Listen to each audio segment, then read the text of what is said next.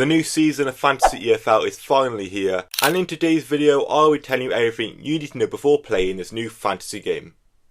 Before we get into this video, be sure to like and subscribe. I'll be posting Fantasy EFL content frequently on this account like I did during the back end of last season. I say I'm an avid Fantasy EFL player and I came 107th in last season's game. Also, if you're interested in being in my mini league, the code is on the screen right now, or you can click the link in the description. Now then, we'll look into the rules, boosters, a point scoring system, all that stuff, and then we'll create a little first draft. So Fantasy EFL is very different to your normal fantasy football game. You have to pick a new 7-a-side team every game week, so you get a clean slate every week, which means unlimited transfers after the end of every game week. There's also no budget, which again is very different. In my opinion, it's really good for the more casual player because you can create a really good side without putting too much effort into it. Furthermore, you can only pick a maximum of 2 players from the same team, so you can't triple up on Leicester players, for example. However, you can use 2 Leicester players and the Leicester club pick. Alongside your team, you have to pick 2 clubs who score the most points. We'll get into how they score points in a second. And you can only select a team a maximum of 5 times per season, so you can't pick the best teams every week. You have to put some thought into it. Every single game will lock out individually. This means as long as a player hasn't played yet, you can transfer him out for another player who also hasn't played yet. And like in every fantasy game ever, you pick a captain and he scores double points for your team. A new feature for Fantasy EFL 25-26 will allow players to create their team for the following game week as soon as the existing game week kicks off. For example, if you have saved your team for Game Week 1, as soon as the first EFL game of the 25-26 season kicks off, you'll be able to select your team for Game Week 2. This is a super good addition in my opinion.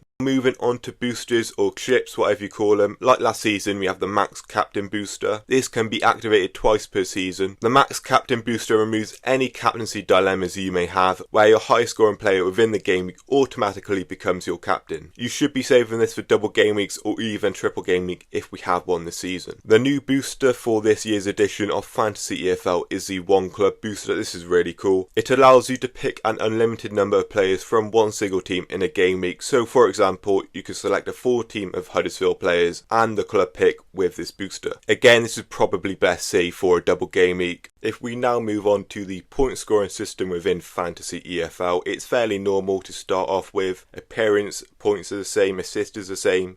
You do get +5 for a hat-trick, so along with the 3 goals a player has scored, you also get +5. Miss pen is a -3. Own goal is a -3, and I believe they didn't have anything for own goals last season in Fantasy EFL, so that is new. Yellow -1 and a red is -3.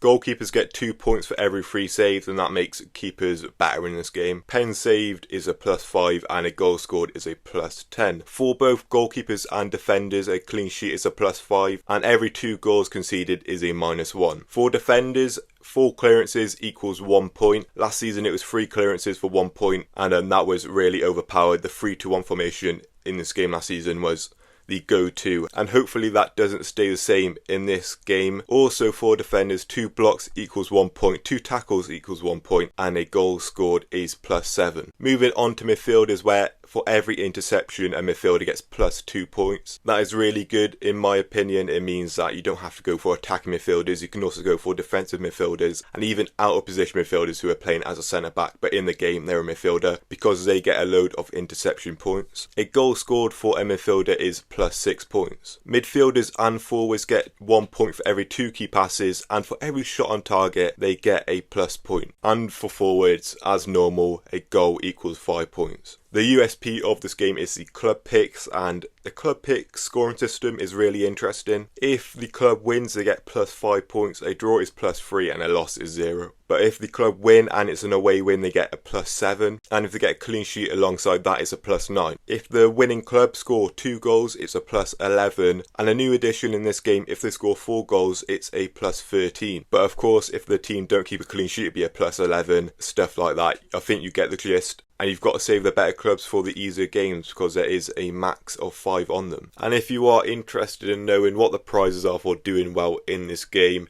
there are quite a few of them. Every month the top 5 players of that month get prizes, and every season the top 5 get even better prizes.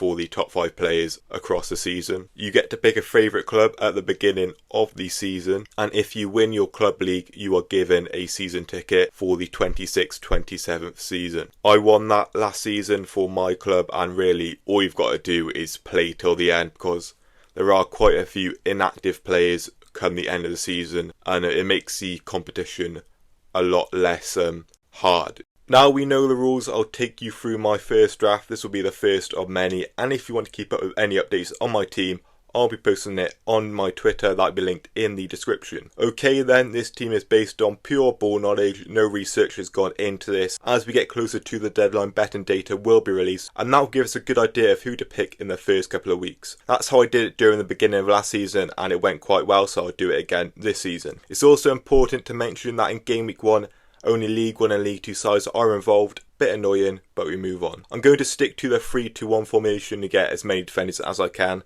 I still think 4 clearances equals 1 point is still a fair amount. On some days you get players to pick up 20 clearances in a game, and that is a lot of points. And this man does that quite frequently. Connor Taylor, the clearance king, and is most definitely the most nailed Bristol Rovers defender at the minute. He's also playing Harrogate at home, and there is a big probability he keeps a clean sheet in that game too. If you want to sort defenders by how many clearances they have, you can do so right here. They are yet to reset statistics as of the time recording, but it's still a good thing to know. The next man I'm thinking of bringing in is another League 2 player in Aaron Collins. He is a top end League 1 player in my opinion, and he's playing in League 2, and the team MK happen to be playing are recently promoted Oldham. MK Dons are favourites to win the League 2 title. The transfer window they have had is unbelievable, bringing in Mendez-Lang, Aaron Collins as well, and it only seems right to have Collins in this side. I'm going to go for Saville in midfield. He picked up so many interceptions last season, as you can see right here, 58 in 45 games, and he gets a load of key passes too. Saville now plays for Luton, and Luton play Wimbledon on the opening night of the EFL season. Luton will be clear favourites to win that game. My next pick in midfield is Davis Keeler-Dunn. Now he has a tough game in game week 1 if he is playing for Barnsley at that time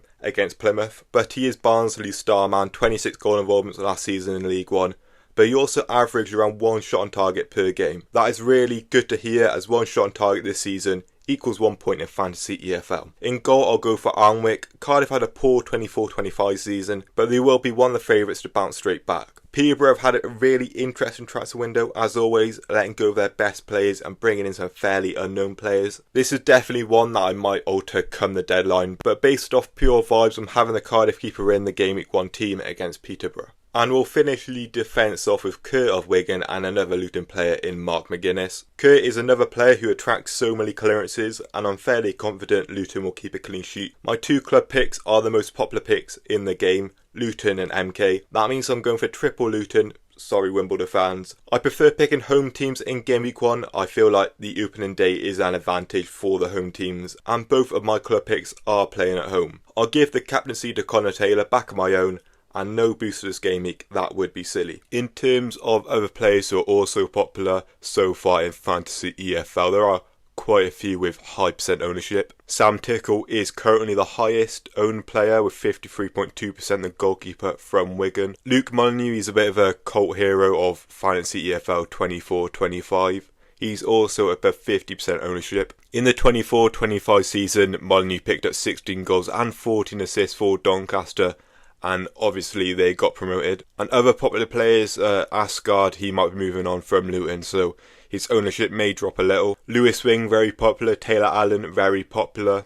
Like last season, Paul Mullen seems to be very popular for whatever reason. He wasn't very good last season, so I'm not too sure why he's got such a high ownership. There are quite a few players whose ownership I expect to skyrocket before the deadline. Players like Clark Harris, who is rumoured with a move to a League 2 club. He will be one of the best attackers in League 2 if he does get the move there. And he's only 0.3% owned, and that is of course very low. And I think we should really be taking a look at Barnet and Oldham players. Teams that get promoted from the National League to League 2 usually do very well in their first season. I think the skill gap in quality between League 2 and the National League is not very big. So I expect Barnet and Oldham to do decently well. I've seen a lot of people have them in relegation battles. That won't happen. Of course, as the season progresses, we'll get a good idea of who the best players are. But at the minute, we've got to go off predictions really. That concludes this video. the first video of the 25-26 Fantasy EFL season. If you have enjoyed the video, please remember to like and subscribe. Of course, I'll be posting more Fantasy EFL content on here. I hope this video has helped you out with learning about how to play this game and helping you sort out your first drafts. And yeah, thank you for watching.